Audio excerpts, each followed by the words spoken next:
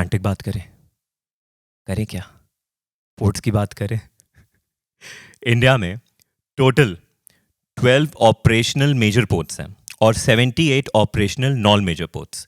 Capacity है ना which is 2604 million ton per annum. But Indian government ने कहा बॉस इसको हम बढ़ा के रहेंगे. तो बाय 2047 इनका विजन है, उसमें ये कैपेसिटी कर देंगे by 10,000 million ton per annum. आसान नहीं है बट क्यों नहीं हो सकता है. कुछ लौंडे एम करते हैं कि इंस्टाग्राम पे उसका रिप्लाई कब आएगा. वैसे आजकल इंडियन गवर्नमेंट क्या एम कर रही है, specially ministry of IT and electronics. इनका एक विजन है, विजन 2026. उसमें ये प्लान कर रहे हैं, एम कर रहे हैं इंडिया को $300 बिलियन से ऊपर की इलेक्ट्रॉनिक मैन्युफैक्चरिंग प्रोडक्शन इंडस्ट्री बनाने का, विच इज़ बिग. एक बहुत बड़ा इकोसिस्टम बनेगा. अब इसमें एक बहुत इंपॉर्टेंट पार्ट आ जाता है जो कि है इलेक्ट्रॉनिक कंपोनेंट्स, जो कि यूज़ होते हैं आपके जैसे कि स्मार्टफोन्स में, जैसे कि आपके पर्सनल कंप्यूटर्स में, सर्वर में. अभी एक इंसेंटिव निकाल रही है गवर्नमेंट जिसमें वो कह रही है कि हम आपको इंसेंटिव देंगे 10,000 से 12,000 करोड़ के बीच में. उसको आप यूज़ कर सकते हो अगर आप मैन्युफैक्चरिंग प्रोडक्शन इंडिया में कर रहे हो ऑफ द कंपोनेंट्स. एंड इसके अलावा क्या किया गवर्नमेंट ने अभी तक? अभी आपने सुना होगा जैसे PLI स्कीम आई थी which was about outlaying 41,000 crore rupees for smartphone production. उसके बाद एक स्कीम आई थी जिसमें कुछ अलोकेट किया था इंडियन गवर्नमेंट ने 3,285 crore rupees, which is big. In fact Indian government तो ये कह रही है कि आप जॉइंट वेंचर में आके काम करो, आप चाइनीज़ कंपनी हो तब भी आके काम करो, हम नमस्ते करके आपको वेलकम करेंगे, आओ ना बिजनेस करते हैं साथ में. एंड विजन भी पूरा होगा 2026 वाला. एंड बाय द वे आएगा मैसेज, पेशेंस रखो. प्यूमा के मुझे प्रोडक्ट अच्छे लगते हैं. हमारा टाइम पास है, फुटबॉल खेलते हैं भाई चौक स्टेडियम में, तो नॉर्मली कभी कभी होता चले जाते हैं. वो कहती थी तुम जिंदगी में कुछ नहीं कर पाओगे, लेकिन एक दिन मेरे पास आए 2 करोड़ रुपए और मैंने क्या किया? मैंने करी इन्वेस्टमेंट. कहाँ पे? मैंने करी इन्वेस्टमेंट स्पोर्ट्स सेक्टर में. किस सिटीज़ में? मेट्रो में नहीं, टायर 2 टायर 3 सिटीज़ में. क्योंकि मुझे लग गया कि बॉस स्पोर्ट्स सेक्टर में इन्वेस्ट करना अभी बहुत बेहतर रहेगा. सुनो, जैसे ब्रांड्स है ना, Decathlon, Reebok, Nike, Puma, Skechers, Asics, इन्होंने मिला के मोर देन 52% की सेल्स करी है. मतलब फ्रॉम 2020 टू 2021 ये पहुंच गए 5,000 समथिंग करोड़ से 8,000 समथिंग करोड़ पर.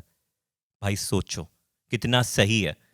अच्छा मैंने किया नहीं है, मैं मजाक कर रहा था, लेकिन अगर पैसे आएंगे ना तो मैं ऐसा ही करूंगा. दूसरा मैं कहाँ इन्वेस्ट करूंगा?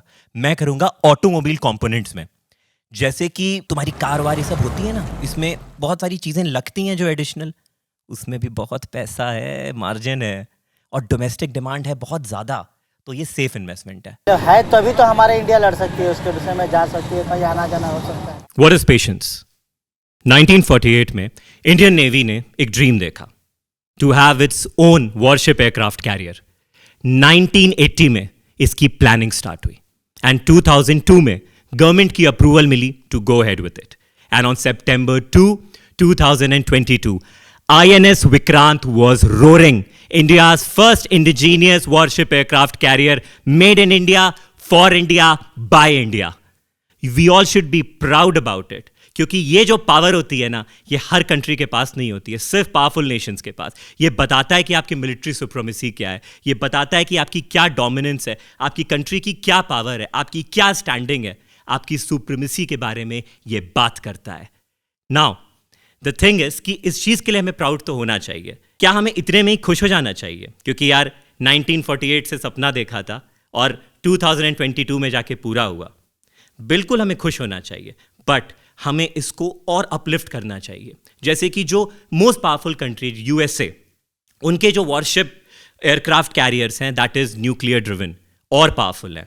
चाइना ने इस पे काम शुरू कर दिया 2017 से, तो हम क्यों पीछे रहें? बिल्कुल हम डेवलप किए हैं बट हम और डेवलप करेंगे. क्या है ना, वी आर द स्ट्रॉन्गेस्ट. इससे क्या क्या आता है इंडिया में? चाइना से बहुत कुछ आता है. पूरा इलेक्ट्रॉनिक की जो सेकेंडरी मार्केट इंडिया की वो चाइना ही की है. जैसे मोबाइल फोन, बच्चों के टॉयज हो गए, आपके सेल हो गई, बैटरीज हो गई. अब तो सारी मतलब ऑलमोस्ट सभी मोबाइल की प्रोडक्शन चाइना ही कर रहा है. यार पता है मेरी सबसे फेवरेट स्ट्रैटेजी कौन सी है? That is China +1 strategy. ये है क्या? अब जैसे तुमने सुना होगा ग्लोबल मैन्युफैक्चरिंग, तुमने सुना होगा सप्लाई चेन, और तुमने चाइना का भी नाम सुना होगा इसके साथ, कि जितनी मैन्युफैक्चरिंग होती है चाइना में होती है, चाहे वो फार्मा सेक्टर हो, चाहे वो सोलर सेक्टर हो। मतलब चाइना अगर नाराज़ हो जाए या चाइना का मार्केट बैठ जाए, जैसे कोविड में सुने होगे ना कि फिर से बंद कर दिया फैक्ट्रीज़ को, फिर से प्रोडक्शन बंद है, इसका मतलब पूरी दुनिया बंद है। तो वर्ल्ड ने बोला, जो डेवलप्ड कंट्रीज़ हैं, कि ऐसा नहीं हो सकता है कि अब हम सिर्फ चाइना पे रिलाई रहेंगे। कोविड वाले टाइम पे हमें दिख गया, अब हम क्या करेंगे? चाइना +1 स्ट्रैटेजी करेंगे। मतलब मैन्युफैक्चरिंग होगी, चाइना में भी होगी, बट उसके अलावा कहीं और भी होगी, अलग अलग कंट्रीज़ में। तो इंडिया को भी बेनिफिट मिल रहा है, इनफैक्ट इंडिया को काफ़ी ज़्यादा बेनिफिट मिल रहा है। लेकिन एक दो और कंट्रीज़ हैं जो इंडिया से भी ज़्यादा बेनिफिट उठा रही हैं, जैसे वियतनाम, जैसे मेक्सिको। अब मैंने सोचा यार मेक्सिको क्यों, वियतनाम तो मुझे तब भी समझ आ रहा था।